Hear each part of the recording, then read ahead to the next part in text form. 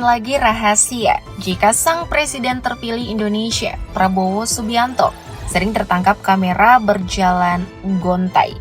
Seperti umum diketahui, Ketua Umum Partai Gerindra ini adalah purnawirawan TNI AD yang banyak terlibat dalam pertempuran. Karena itu, resiko yang dihadapinya pun besar di masa silam. Nah, seperti apa kisah di balik kaki sang jenderal ini? Mari bongkar misteri kaki pincang Prabowo Subianto yang bikin pilu.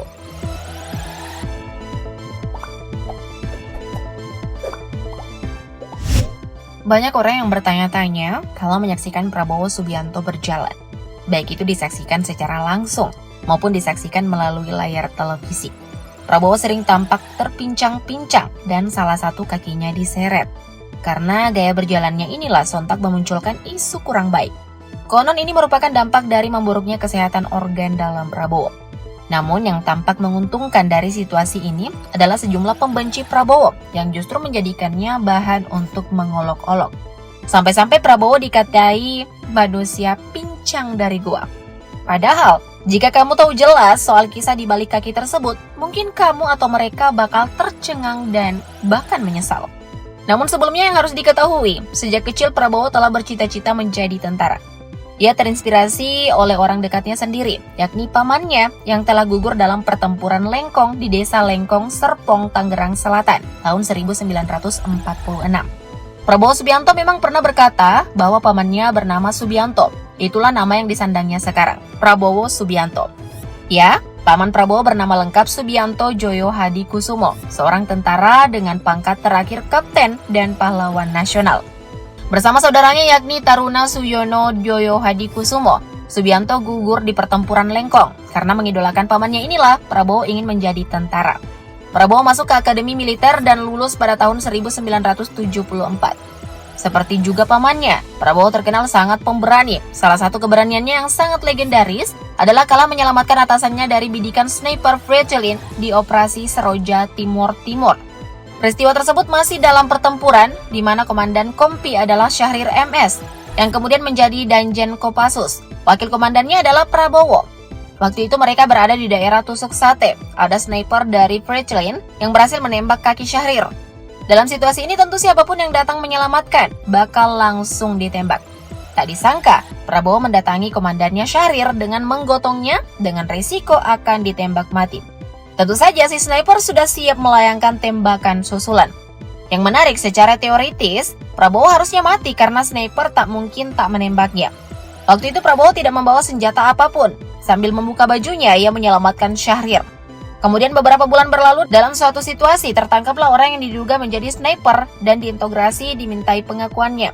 Setelah sniper tersebut tertangkap, ia kemudian mengungkapkan alasannya kenapa dirinya tak menembak Prabowo, padahal sudah terbuka di depan mata. Ternyata si sniper beralasan, ia merasa kasihan, meski waktu itu Prabowo sudah dalam bidikan. Di pikiran si sniper waktu itu, kenapa ada anak buah yang berani mengambil resiko untuk mati? Konon, komandan si sniper sudah berkali-kali memberi perintah untuk menembak. Si sniper pun sengaja berkata bahwa senjatanya macet, padahal ia memang sengaja memacetkan. Ia klik dan kunci. Pada akhirnya kisah inilah yang menyelamatkan Prabowo.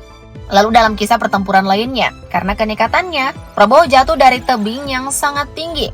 Prabowo bercerita dirinya jatuh dari tebing karena tak kuat mengangkat beban yang begitu berat. Ia pun terjun bebas dan nyaris kehilangan nyawa. Beruntung ada pepohonan yang menahan laju jatuhnya. Namanya juga belum tiba ajalnya ya guys. Namun putra dari almarhum Prof. Sumitro Joyo Hadi Kusumo ini tetap saja terluka parah, terutama di bagian kaki. Nah, sepanjang karir pertempurannya di lapangan, Prabowo mengaku ia nyaris 4 kali kehilangan nyawa. Bahkan kata Prabowo, ia sudah membaca syahadat, siap-siap saja kalau mati. Tak hanya di medan pertempuran, kala latihan pun Prabowo selalu unjuk keberanian. Salah satunya pada tahun 1981, kala itu bersama Luhut Binsar Panjaitan, Prabowo dikirim ke Jerman Barat untuk belajar penanganan anti-teror.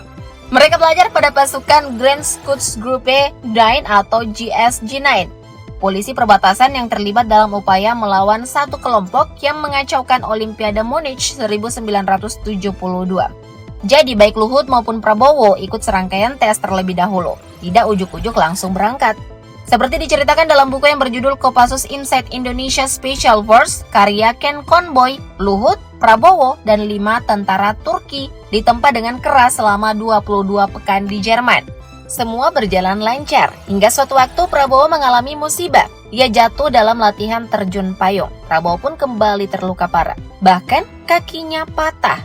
Mayor Luhut yang kala itu atasan Prabowo yang berpangkat kapten sampai menandatangani persetujuan operasi besar untuk menangani kaki Prabowo.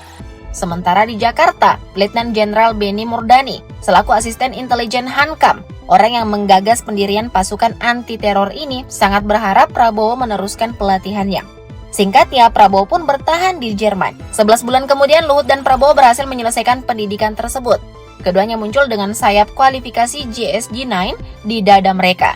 Lalu keduanya ditugaskan membangun satuan anti-teror, di mana Luhut didaulat menjadi komandannya dan Prabowo adalah wakilnya.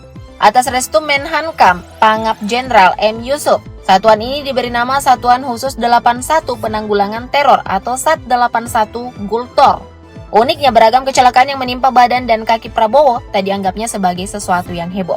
Menurut Prabowo, itu adalah hal biasa bagi seorang tentara. Rasa sakit dan penderitaannya kala itu selalu dipandang remeh olehnya. Namun di satu usianya mulai menua, dampak dari cederanya di masa lalu mulai terasa menyakitkan dan mengganggu. Prabowo tampak kesulitan berjalan dan seperti pincang. Nah, sejak 7 tahun lalu Prabowo mencari pengobatan terbaik untuk merawat kakinya. Salah satunya dengan mendatangi rumah sakit Brisbane, Australia pada tahun 2019 silam. Namun sepertinya sampai saat ini kaki Prabowo belum bisa pulih seperti sedia kala. Prabowo masih terlihat pincang saat berjalan. Hal inilah yang dimanfaatkan betul oleh lawan politiknya, terutama di saat persaingan di Pilpres 2024 lalu. Prabowo diejek manusia pincang dari goa, namun ejekan itu berlalu dan seakan-akan tiada artinya. Nah, diketahui beberapa bulan lalu Prabowo telah menjalani operasi kaki. Momen menarik pun terlihat kala Menteri Pertahanan sekaligus Presiden terpilih Prabowo Subianto menghadap Presiden Jokowi di Istana Kepresidenan pada 8 Juli 2024 lalu. Prabowo pun memamerkan gaya silat hingga berlari kecil untuk memastikan dirinya telah benar-benar pulih setelah menjalani operasi. Di momen itu juga Prabowo mengenakan kemeja putih dan peci hitam. Ditanya wartawan mengenai kondisinya setelah menjalani operasi besar cedera kaki. Ia lalu mengacungkan 2 jempol untuk menyatakan sudah fit dalam bertugas. Kunjungan Prabowo ke istana pada saat itu merupakan kali pertama setelah selesai menjalani operasi. Dalam kesempatan tersebut, Prabowo tak menjelaskan lebih lanjut mengenai kondisinya setelah pulih dari cedera. Mantan Pangkostrat ini hanya berbicara tentang Presiden Jokowi yang meyakini bahwa ia akan mengikuti seluruh rekomendasi Badan Pemeriksaan Keuangan atau BPK. Prabowo sepakat atas hal tersebut dan menilai pentingnya peran BPK. Diberitakan sebelumnya, operasi yang dijalani Prabowo dilakukan untuk mengobati kaki kirinya yang sempat mengalami cedera. Prabowo melakukan operasi besar di Rumah Sakit Pusat Pertahanan Negara atau RSPPN Panglima Besar Sudirman yang berada di Bintaro, Jakarta Selatan. Seperti diketahui, RSPPN PB Sudirman merupakan RS baru yang diresmikan Presiden Jokowi bersama Prabowo pada 19 Februari 2024 lalu. Adapun proses operasi Prabowo ditangani langsung oleh Brigjen TNI Purnawirawan Dr. Robert Hutauruk bersama tim yang terdiri atas Kolonel Dr. Sunaryo, Dr. Siska Widyati, dan Dr. Thomas. Prabowo mengatakan bahwa operasi yang dijalaninya dapat berhasil dengan baik. So, udah pada tahu kan guys, gimana perjuangan Pak Prabowo untuk tanah air? Sangat layak kan memimpin negara ini? Ditunggu komenmu di bawah ya. Thank you, lovers.